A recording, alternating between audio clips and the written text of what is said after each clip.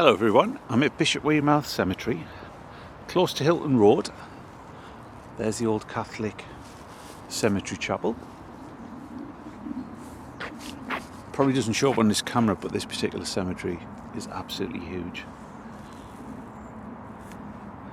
Stretching from the eastern side up there, it's probably about another 500 metres up to the top. Huge area.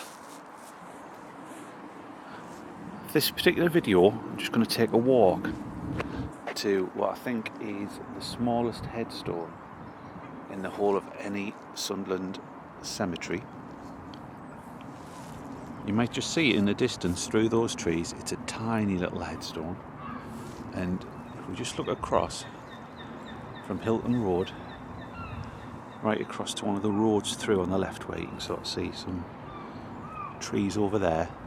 There is not one single headstone in that area apart from this burial ground here.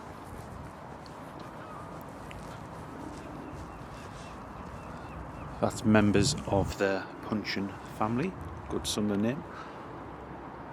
I've not ever looked into the history of the people who are buried here, but as you can see, it's a huge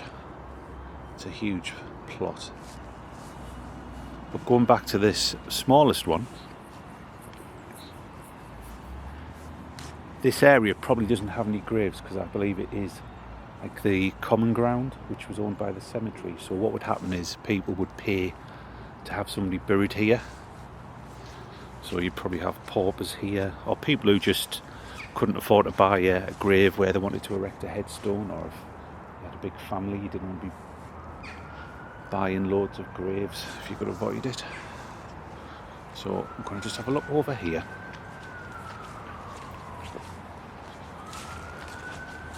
My mission is to find out who this particular person was. I haven't yet. I will do one day.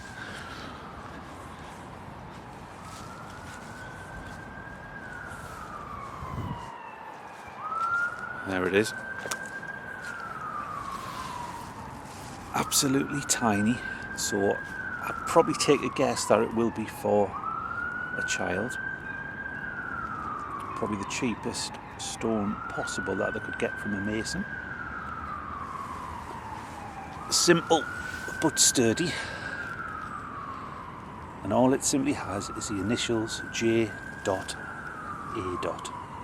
Whoever this person is, or child, no idea. But I am on the case. I'm trying to track the particular person down.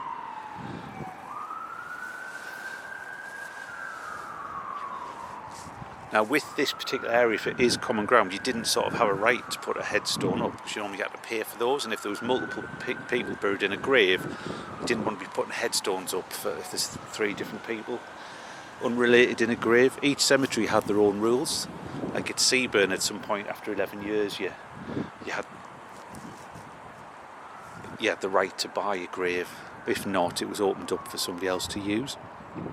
But each cemetery was different, and there was letters in the Sunderland Daily Echo where people would say like, oh, it's not fair if John Smith's buried in a certain particular grave and then you come along and bury Mary Thompson in there, and you put headstone for Mary Thompson there when there's John Smith and Martha Harrison buried there. So that's probably why this is completely empty, but there's probably thousands of people buried in these particular couple of wards along here. So possibly years after the death of this particular person, family members came along and either probably paid for the right to have this little memorial erected on behalf of J.A. The problem with this is I don't have the burial records for this side of the cemetery. I'm alright on that side, but for this one I have asked, and I will take it further because I know somebody else who's probably got better access than me, who might be able to identify this particular person. So just a short video, the smallest headstone in Sunderland Cemetery. So thank you. If you do like this video, please give it a like, and if you wish to, click on the subscribe, and I will see you next time. Thanks a lot. Bye.